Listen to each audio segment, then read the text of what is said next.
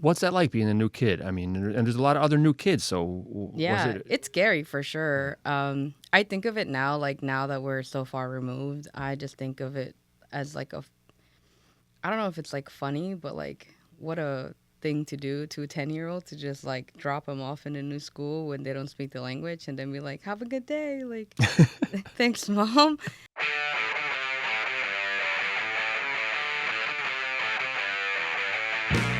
How you doing, everybody? Welcome to the Red Bank Green Podcast. Yes, podcast. Podcast. What kind of hyper local news site has a podcast? Red Bank Green does. Red Bank Green. This is it. First show here, launching something new. Every medium, Red Bank Green is now taking over. But this is a chance, I think, for us to sit down with people and have longer conversations, get to know people in the community, people you see and you've bumped into, and now you're going to get to hear their backstory, where they come from, what they're all about. Maybe people you've never met, had no idea were in this town living such amazing and wonderful lives. And then, so now you see these people and you're like, I know that person's story. I know about them. Maybe you see them online at Mr. Pizza Slice, or you see them at the G&G hot dog truck, and you're, I'll buy that person a root beer. I'm going to buy them a root beer. That's what it's all about. Because that's the stuff, knowing people's stories, knowing where they come from, knowing their backstory. That's the stuff, man. That's the good stuff. That's what builds community in a place like Red Bank and makes a place like Red Bank, an already incredible town, even better. So that's what we're going to try to do here at the Red Bank Green Podcast. And we could not have chosen a better guest, in my opinion, for this first show. Itzel Hernandez, my guest, grew up in Red Bank and has had an experience that is it's both extraordinary and incredibly common here in Red Bank.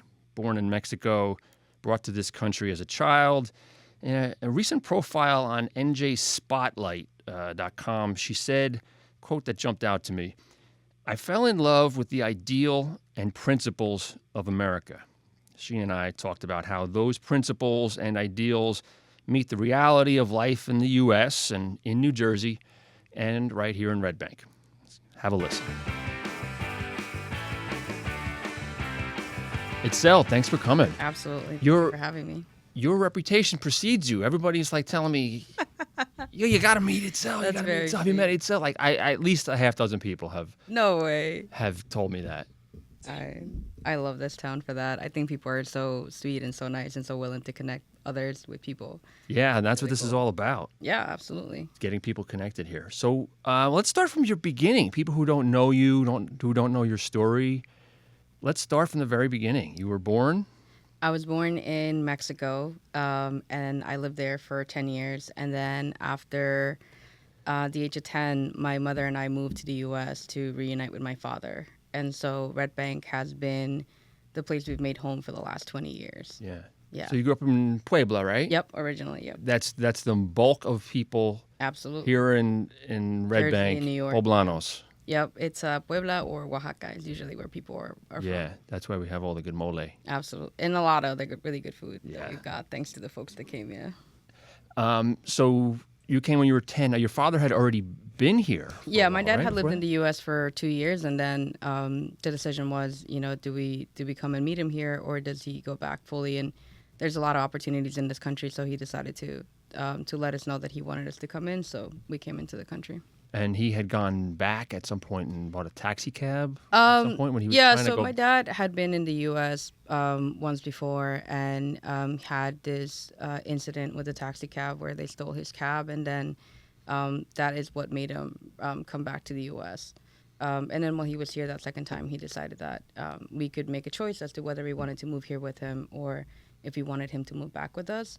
And my mom made the right choice. Absolutely. Yeah. And why Red Bank? Because that's the one place that my dad had been here the first time he came to the U.S. because of the population, because there are folks from Puebla. That's usually how migration happens. Folks find someone else that comes from the same place. And so because there's a lot of folks from here, it was just, I think of it as a stroke of luck. Like, Red Bank is such a unique place. and we were just lucky that my dad knew about it. Yeah, from friends then, I guess, and Yeah, friends and just in general, like, that in New Jersey there's a lot of folks from that area. Yeah. But yeah, I honestly have never really asked him who his connection was to the town, but I just know that when my mom asked him what was the best place to raise a family, he was like, well, there's this town in New Jersey, and that's probably where we should go, and here we are. that's always been the story, Yeah. for hundreds of years. That Absolutely. People from one little town in another country come to another little town in the U.S. and it's you go to that town and Everybody, yeah. No, I love it. I love it here. I'm glad he picked this place for sure. and so you come when you're 10. Do you remember that trip? Yeah, we flew out of Mexico City and then landed in LAX, and then we flew into Newark. Mm-hmm. Yeah, it was definitely interesting to see my dad because I hadn't seen him in 2 years, but I think when you're 10, 2 years is a long time. So to get used to him was interesting all over again. I talked to him on the phone all the time, but it was different to live with him again at 10. Yeah, but thankfully I have a really good relationship with both of my parents, so it's always been an easy. So you get here at 10, right into Red Bank Primary School. Middle school. Middle school. Okay. Yeah. If I remember correctly, I think I came for the last 2 months of 4th grade. And then I started like the full 5th grade that fall. And then I've been in the public school system, What's that like being a new kid? I mean, and there's a lot of other new kids, so Yeah, it's scary for sure. I think of it now, like now that we're so far removed, I just think of it as like I don't know if it's like funny, but like what a thing to do to a 10-year-old to just like drop them off in a new school when they don't speak the language and then be like, have a good day. Like, thanks, Mom. But yeah, I mean, it was good because there were other folks that were also bilingual. There were folks that were very willing to show you the ropes. And so it was nerve-wracking. It was scary. Obviously, it was new. But I think it was a good age because I was able to adapt pretty quickly. Yeah, it's tougher if a few years older, actually, would have been. Absolutely. Yeah, I think if I had been, over 15, 16, sometimes we hear those stories. I think it's a lot harder because I think to some degree, to whatever degree you can, you found yourself at 15, 16, 17. And so it's a little bit harder.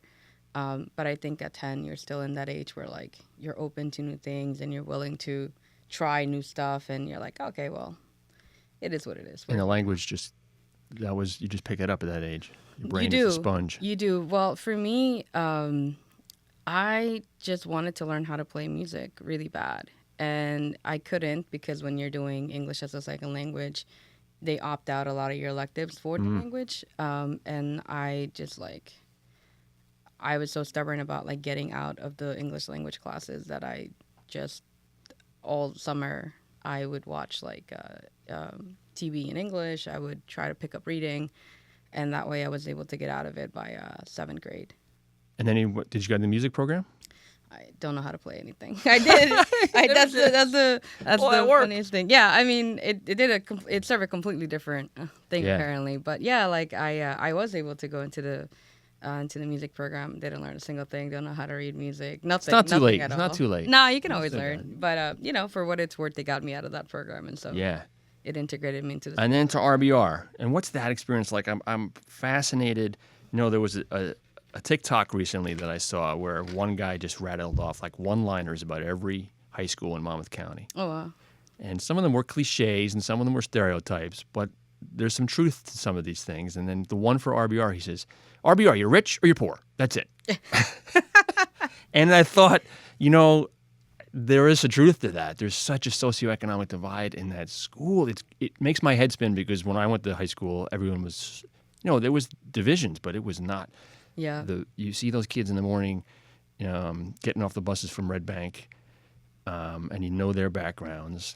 And then you see these kids pulling in their Land Rovers and Jeeps coming from other towns. And you're like, I'm always fascinated by that divide and how that plays out and what that's like to be on your end of it. Yeah. I mean, for me, I think I was cushioned from a lot of it, partly because I integrated myself as much as I could. Like I did soccer freshman year.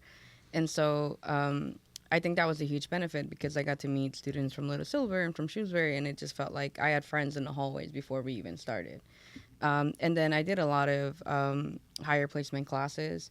And so most of the students that were, I did International Baccalaureate the first year they introduced it to RBR, and most of the students were from like Shrewsbury and Little Silver. So in that sense, for me, like I was always friends with folks from other towns, and I was very academically minded, and so, I mean, in my free time, like I just used to read a bunch and go to concerts.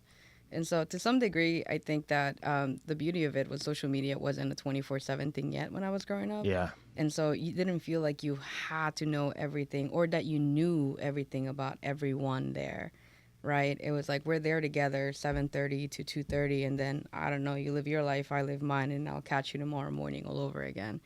I think social media, to some degree, makes it so that you see what happens once they leave school, right? Like the differences become a little bit more stark. You see their bedrooms. You see their what's in their houses. Yeah, but you know that what we see play in RBR is what we see play in a lot of other schools throughout the state, and what we see in the country nationwide, right? Like there are some serious discrepancies, social economically, but I also think that that's why it really matters that we create programs and support systems for the students that may not have opportunities or equal access to supported resources. And that's what I benefited the most from, right? I think so much of my story is definitely about good people stepping up to help strangers that saw a place for themselves in my life as mentors, as guides, as friends. And I think that, to me, that's the one reason why I can't picture living in any other community. Who stands out? Who are those people that? Oh, Name some names. I've had a lot of people that stepped out. Over at RBR, there's Suzanne Keller, who is the director of the Source. She leads a wonderful group of staff that has done a lot of work for the community. But the one thing that sticks out to me is that it was actually the scholarship that she runs, the Andrew Kroon Scholarship, that made it possible for me to go to college. And so those are the kind of things where, like, if there were not advocates in the school advocating for students who were recent arrivals, quote unquote, to the country, I would have never been able to go off to college. I actually, junior, senior year, I was considering, whether there was even a possibility for me to go to college. And she was one of the reasons why it was like, yeah, of course it's possible. And you can, here are these things that you can do. And then programs like Y Achievers, which used to be at RBR, was another one of those things that was really a stepping stone for me to get into this mindset of, like, if you go to college, here's what you got to do. You got to know how to do a scholarship essay. You got to know how to do an interview. So Joanne Roundtree, it's actually very sweet. Joanne Roundtree is still with the Y. And every time I see her, it's just like this flashback to how she used to be the person leading that program when I was there. And how she's still doing that awesome work with a bunch of other students. Yeah. And the Dreamers Club, too? No, the Dreamers Club was not there when I was... It was not there. It wasn't there when I was around. I don't know. Because you're in that cohort, right? You're in the Dreamers... No. You're not in that, no. that cohort. I was never in... I don't know that I was... I think I was... I don't know that it existed. But in terms of the legislation... Well, yeah. But RBR Dreamers is not just about the legislation, yeah. Right. Nor is Dreamers Plus at Brookdale. But yeah, I'm a DACA recipient, yeah. Yeah. So that club, which made headlines last year when it was briefly canceled, right? And again, the Source, too, was another program that was in jeopardy of people. So a year ago or 2 years ago. So you see, the Dreamers is hailed as a place for kids who had your experience to find themselves in that school. The Source is the place that you went to find your way to college. These programs are not always safe and sound, right? They have to be protected. Absolutely, they do, unfortunately, because I think their value is very easy and their impact is very easy to spot in the community, for sure. I mean, your life is proof of that. So you Absolutely. Go on. Now you're that person. Now you're the person who's pulling these other people up now, right? So you go on now. You're working for American Friends Service Committee, right? I do, yeah. I do their immigration work here in Red Bank. And I didn't know until you just told me on the way up here that they had an office here, because I'm familiar with their work in Newark from years ago. Yeah. The office opened up about 5 years ago here in Red Bank, and it's because Red Bank is a central location. Monmouth County and Ocean County are considered legal deserts, which is one of the biggest services that we provide. We provide access to immigration services, both legal and then advocacy in organizing, which is what I handle. But the reason why they decided to create this mini Newark office here is because the areas that we're trying to service would be things like Freehold, Lakewood, all these areas with high immigrant populations. But Red Bank was the best place to be at. Yeah, the Latino population has struck me here in Red Bank. I covered immigration issues for the Star Ledger for many years in the 90s and 2000s, and it struck me as a little more disenfranchised than even in other places that I saw in the state. Like New Brunswick, there was New Labor doing a lot of organizing or organizations there, and there were community leaders. And I came to Red Bank, and it was at least at that point, 10, 20 years ago, was still sort of, you just used the word, a legal desert. There wasn't a lot of... Yeah, that's still the case. I mean, that's why in the advocacy work, we try to change, what the landscape looks like to make sure that folks have access to legal resources. Yeah. And what do you see in Red Bank? What are the big issues that come forward now? I mean, I think that it's nothing out of the ordinary. Like the issues that we see in Red Bank are issues that are a matter of connecting people to resources. It's nothing out of the ordinary for you, but for a person who is not part of this world at all, probably has no idea what individuals are encountering. I mean, access to pathway to citizenship, I think, is Right. one of the biggest issues that we have. But the way I think about immigration oftentimes is there are things that are outside of our control, and there are things that are within our control. Federal immigration, federal policy is, to some degree, it's something that we can influence. But what makes me incredibly passionate about being invested at a local level is that the things that we can control are far more local. Right? Like we can control the way that service providers service people. We can control the way that people understand the issue. We can help shape that narrative as to who are the families that a lot of these organizations are servicing. And I think that, to me, like if I was to just focus on the federal issue, I know for a fact, like I would be far more upset, I think far more like hopeless. Right. It's gone nowhere for decades. Yeah, 30 years. So Yeah. I focus on the local stuff. I focus on the things that I can do. I focus on making sure that organizations are welcoming, that organizations are understanding the issues of the families that they work with, that they service, that they are a part of, right? To me, I really think of any nonprofit in Red Bank or any organization in Red Bank as part of an ecosystem. And so to me, it's been a really wonderful job.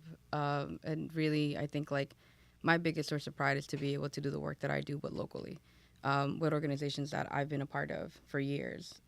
Back to the comment that you made earlier about like who stands out.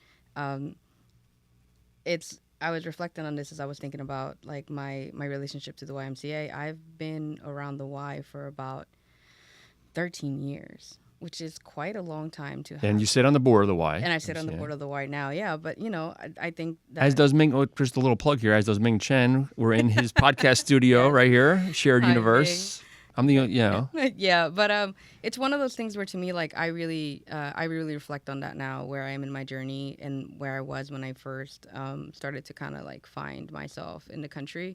I think a lot about those organizations, and it really is a full circle moment for me to have gone from a student that was in the Y Achievers program who was being introduced to this concept of college. She was being introduced to this concept of scholarships and job readiness to then be able to not only be part of their program, but I worked for the Y for 5 years while I was in college.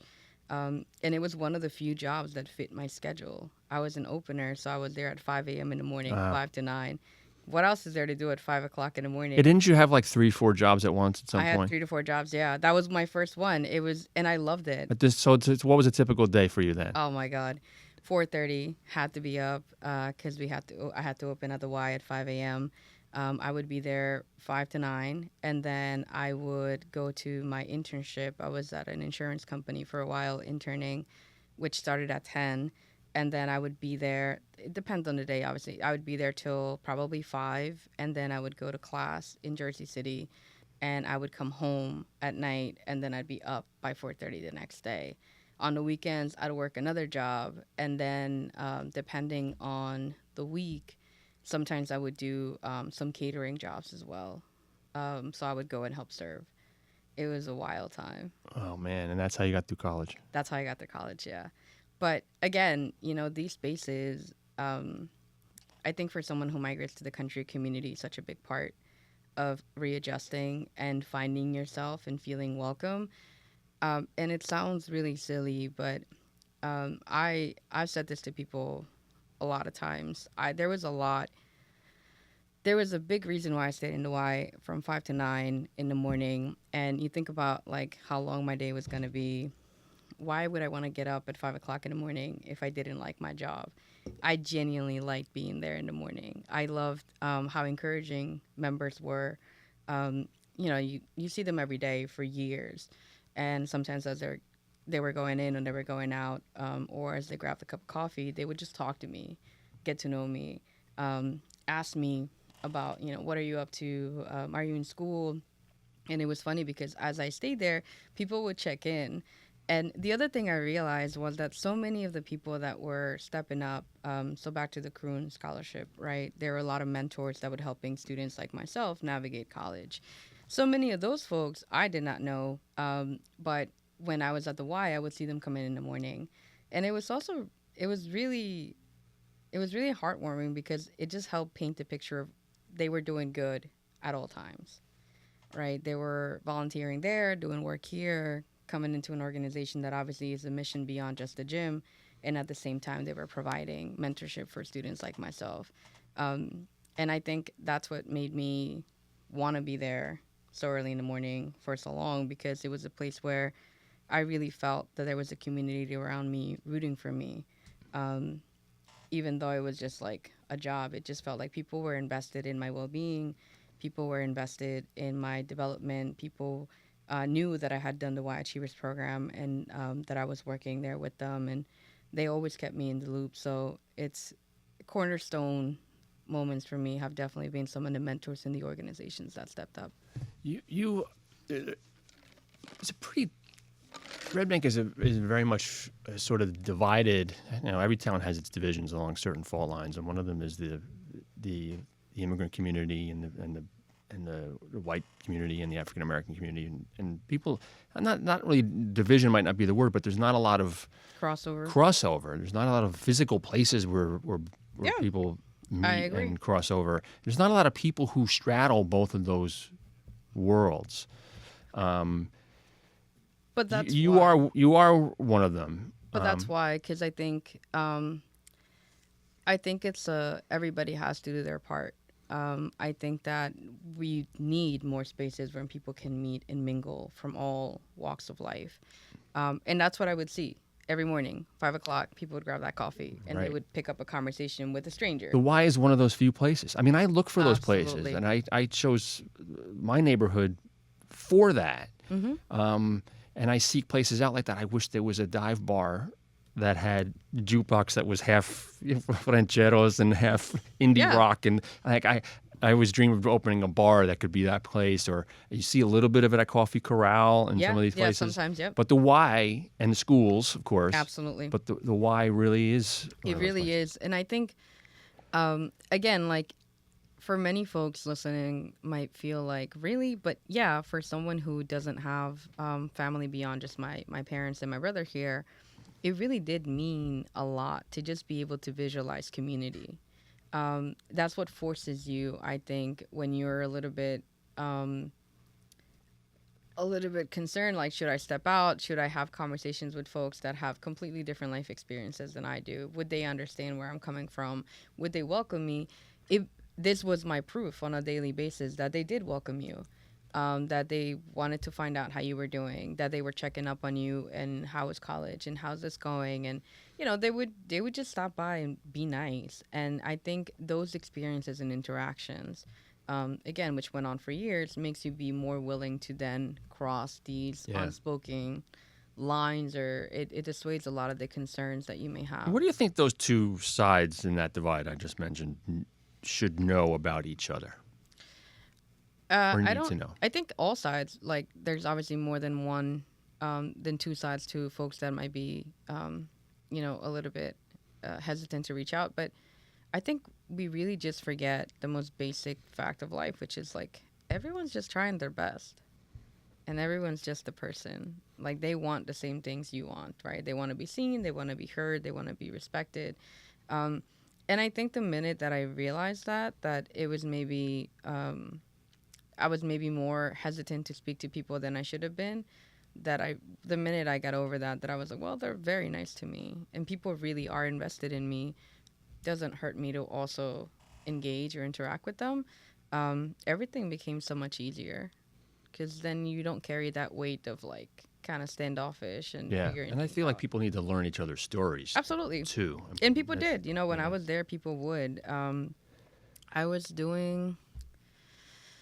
I think I was at the Y a year after I graduated still. And so around that timeline, I'd already started to do some of my work with DACA, and there were folks that would come and same thing, like just check up on me. That would just pick up a conversation. Going back to what makes people be able to bridge these spaces, having folks that are obviously culturally and language accessible.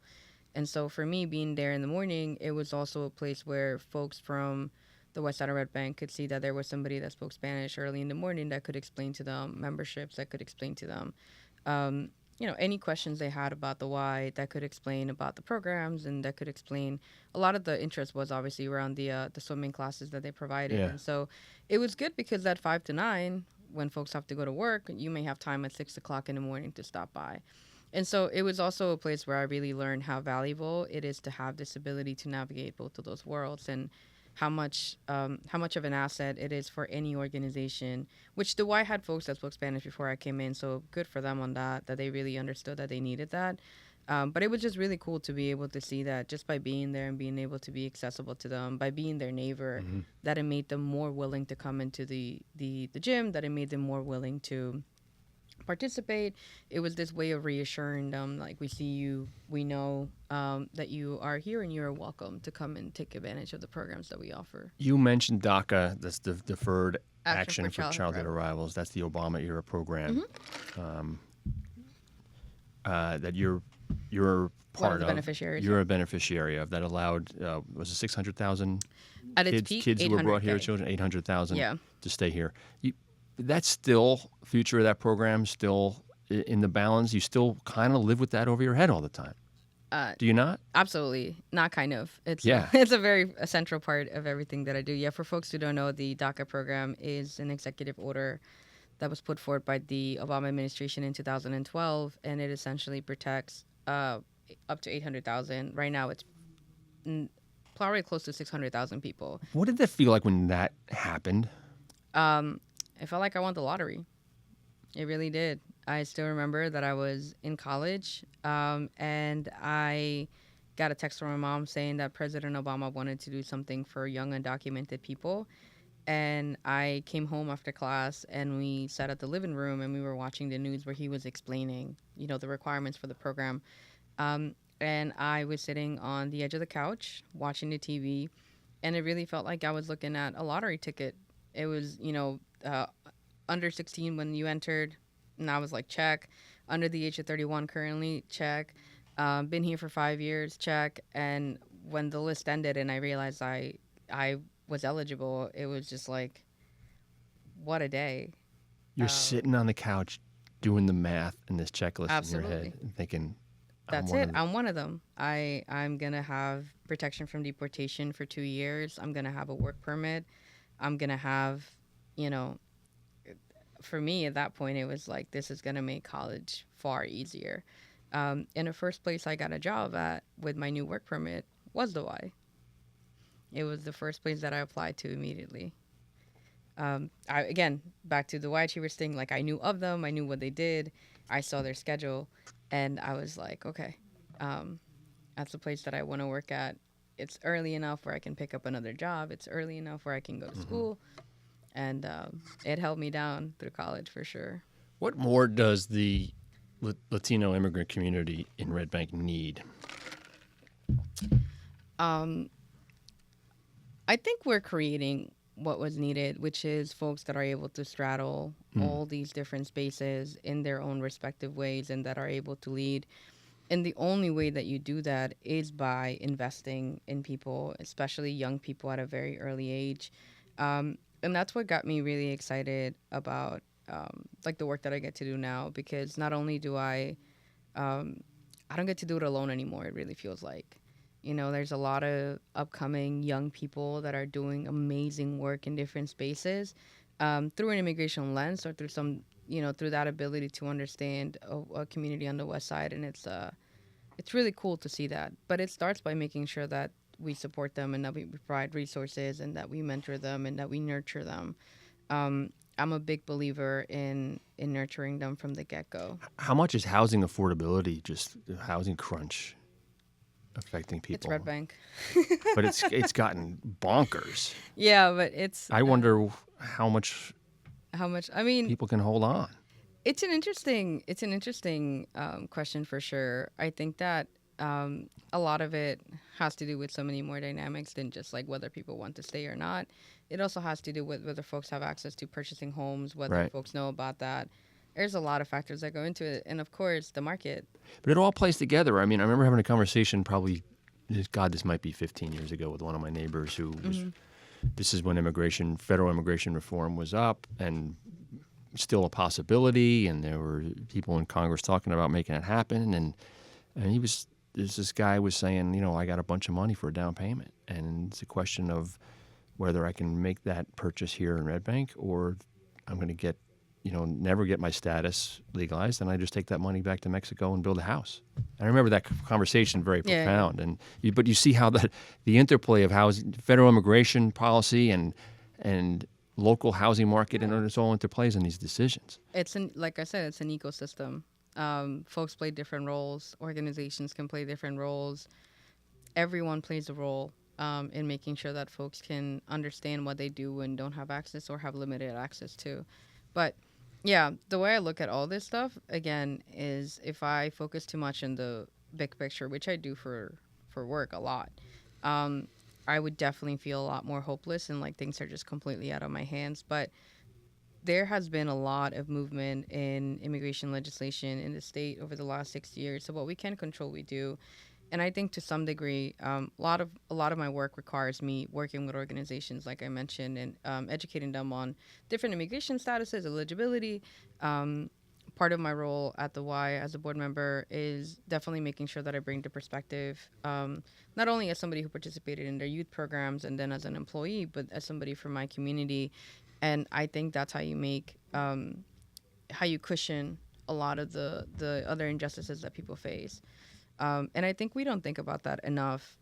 Sometimes when there are things that are so far above anyone's control, like your immigration status, it is definitely a central part of your life, but it doesn't mean that it does not allow for places to be welcoming and to make you forget about that a little bit, right? I think what we're missing are places where people are reminded of their potential, and that where they just feel seen as a full being, regardless of your immigration status. At Y Achievers, no one asked me what my immigration status was, if I was born in this country, when did I start speaking English. All they cared about was that I was somebody interested in college and that I needed guidance. And so they did just that. And it was one of those places where I just thought about my potential and not so much about the obstacles in front of me.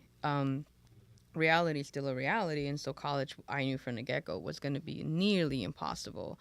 But clearly, it was done, and it gets done a lot of times in this town because we have these structures and these support systems.